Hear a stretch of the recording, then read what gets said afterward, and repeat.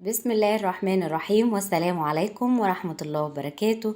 أهلا وسهلا بيكم النهاردة فيديو جديد وهيعجبكم جدا إن شاء الله. كل سنة وانتم طيبين. دلوقتي أيام موسم تخزين ورق العنب.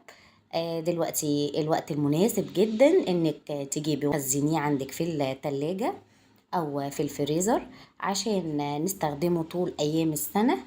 بيطلع معاكي جميل وممتاز جدا. ولو حابة تتابعي معايا الفيديو للآخر اعملي لايك واشتراك في القناة وفعلي زر الجرس عشان يوصلك مني كل جديد إن شاء الله. تعالي كده، أنا هعمل النهاردة تفريز ورق العنب بطريقتين. شوفي كده، أول طريقة هنحتاج فيها العلب بتاعة التلاجة دي، علب البلاستيك العادية اللي بنخزن فيها كل الخضروات والحاجات. وهنحتاج كمان الأكياس بتاعة التلاجة، الأكياس العادية والعلب. دي أول طريقة هنخزن بيها ورق العنب. طريقة سهلة وجديدة. ناس كتير جربتها الأيام دي وطلعت معاهم حلوة وممتازة. تعالي بقى نشوف كده الطريقة. انت بيكون عندك ورق العنب، بتجيبي الكمية اللي انت عايزاها. شوفي كده، انا بجيب معايا الورق، الاكياس، قصدي اكياس التلاجة، ويكون ورق العنب مش مغسول ولا اي حاجة خالص. عشان المية ما تأثرش عليه في التخزين، فهو بيبقى ناشف خالص زي ما انت شايفة كده.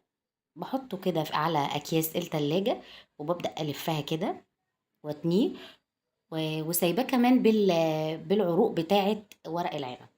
يعني انا ما شلتهاش منه، لان العروق دي هي اللي بتحافظ عليه وعلى نضارة الورقة بتاعة ورق العنب، انها تفضل معاكي محافظة على لونها الاخضر، وعلى آه، طعمها المفيد يعني، وعلى الفايدة بتاعتها كلها. وزي ما شفتي كده بلف برضو بتني العروق كده على جوه، وبروح لفاها كده زي الصوابع كده جوه ورق التلاجة، جوه اكياس التلاجة.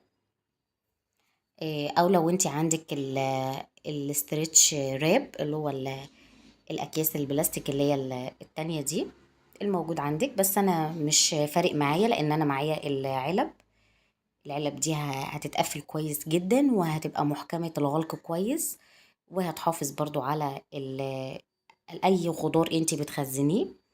زي ما انت شايفة كده برضو بنكرر نفس الموضوع. انا مش راضيه اشيل العروق بتاعه الورق العنب زي ما قلتلك. شوفي كده، العلبه ممكن تاخد معايا اكتر من كده عادي. بصي بس طريقه القفل بتاعها بتبقى محكمه جدا وقافله على كل المكونات.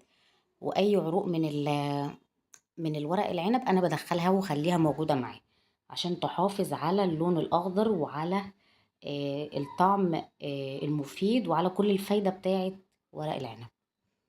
زي ما انت شايفة كده برضو بجيب العلبة التانية عندي. انت بتجيبي بقى الكمية حسب ما انت عايزة، وحسب ما انت حابة تفرزي عندك قد ايه.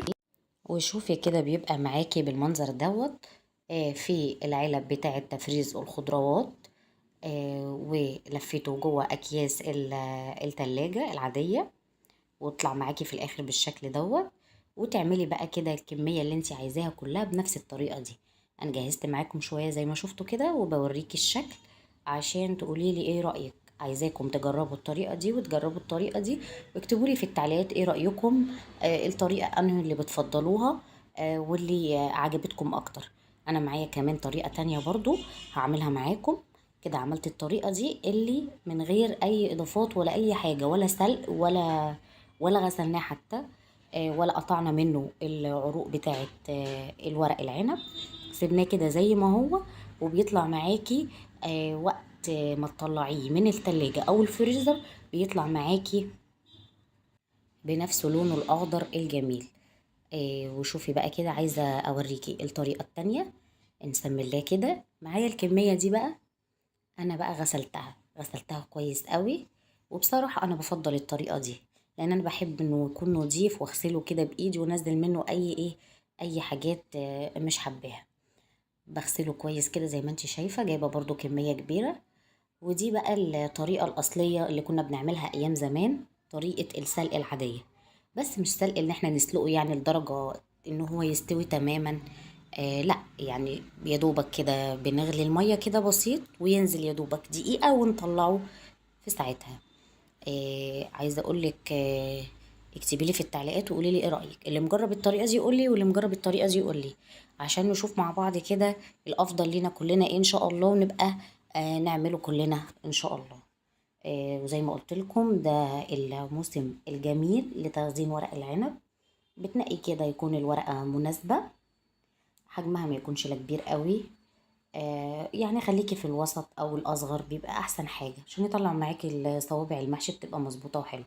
ولو كان معاكي ورقة كبيرة ولا حاجة بتحاولي تقسميها كده عشان تطلعي معاكي صوابع، لو انتي بتلفي كده المحشي ان شاء الله يطلع معاكي صوابع جميلة كده وشكلها ايه، رقيق وحلو جدا. بعد ما بغسله كده بقى زي ما شفتي، تعالي بقى نشوف الطريقة. انا بقى في الطريقة التانية دي بعد ما بجيب ورق العنب وغسلته كويس زي ما قلتلك وشطفته بالمية كويس جدا مرة واتنين وتلاتة، جبته بقى عندي كده وجهزت عندي حلة على النار وتكون المية بتغلي كويس جدا. بعد كده بقى بنزل الورق العنب شوية كده بشوية، واكون واقفة جنبهم كده ثواني، اول ما اللون بس على طول احسه انه اتغير بقى اللون الاصفر، على طول بنشيله على طول بسرعة. يكون معاكي كده حاجة تكوني بتشيلي بيها وتقلبي بيها كده عشان ما تسيبهوش انه يتهري ولا يستوي تماما معاكي. احنا عايزينه يبقى زي ما يكون نص سوا زي كده. خلاص كده اللون بقى ممتاز ولا هو دخل في السوا الكامل، ولا انه هو لسه اخضر، فبيكون ده اللون المناسب. بعد كده بنشيله بقى كده زي ما هتشوفي معايا كده، وبكون مجهزة عندي حاجة كده تكون كبيرة وحطاها تحت الحنفية ومشغلة المية عشان المية الساقعة تبقى موجودة على ورق العنب باستمرار زي ما انت شايفة كده، ويبرد معانا كويس زي ما انت شايفة اهو. بخليه كله يبرد تماما والمية شغالة كده زي ما انت شايفة عشان تبرد الكمية اللي معايا كلها. تمام كده. انا بقى برضو هروح اكمل شوية كمان، هضيف برضو الكمية اللي باقية معايا زي ما انت شايفة كده. برضو ما بنستناش عليه انه يستوي ولا حاجة، انت بتكوني واقفة كده وبتقلبي باستمرار لغاية اول ما اللون بس يبدأ يتغير معاكي، بتروحي شايلاه على طول وتضيفيه على مية ساقعة، اهي مية ساقعة من الحنفية. انا ضفت كمان كمية تانية، وعشان ما اطولش عليكم انا بكرر نفس الخطوات هي. اول اللون معايا ما بيبدأ يجي للون الاصفر بشيله على طول وبروح على مية ساقعة تكون من الحنفية، ابرد الكمية كلها. وبعد كده برضو برجع اعيد نفس الموضوع، وخلاص كده انا بكمل الكمية كلها عشان ما اطولش عليكم. كده خلاص جهزت كل الكمية عندي اتسلقت آه، نص تسوية، يعني مش مسوية كويس جدا زي ما شايفة كده زي ما انت شايفة. وتعالي بقى كده نشوف طريقة التفريز التانية لورق العنب. الخطوة الأولى والطريقة الأولى اللي عملناها كانت من غير ما نسلقه خالص، ودلوقتي الطريقة التانية أنا هحطه في أكياس التلاجة. وهنا بقى في الطريقة دي أنا هشيل العروق بتاعة الورق العنب وهساوي كده الورق فوق بعضه، وهحطه في اكياس التلاجة العادية خالص زي ما انت شايفة كده. انا مرضتش اعمل الخطوة دي معاكم عشان ما اطولش عليكي.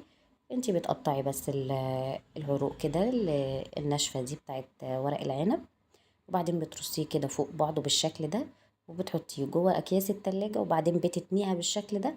وانا شايفة ان الطريقة دي كويسة جدا، ما بتاخدش معاكي مكان خالص في الفريزر. وبتحطي الاكياس كده فوق بعضها ما بتاخدش مساحة خالص زي ما انت شايفة بصي، وتقدري تخزني الكمية اللي انت عايزاها. وقولي لي ايه رأيك بقى في التعليقات. دي تاني طريقة عملناها النهاردة. عملنا اول طريقة اللي هي من غير ما نغسل ورق العنب خالص، ولا سلقناه ولا اي حاجة، سيبناه زي ما هو كده. والطريقة دي أنا لأول مرة بجربها معاكم، وهشوف برضو بعدين إن شاء الله هنبقى مع بعض على مدار الفيديوهات اللي بقدمها لكم إن شاء الله لما نبقى نحتاجه كده في يوم من أيام نكون عايزين نعمل الوصفة دي، وهقول لكم ايه رأيي، ومستنية اعرف رأيكم انتوا كمان. كل سنة وانتم طيبين، ولغاية هنا الفيديو بتاعنا خلص. قابلكم تاني فيديو جديد ان شاء الله، والسلام عليكم ورحمة الله وبركاته.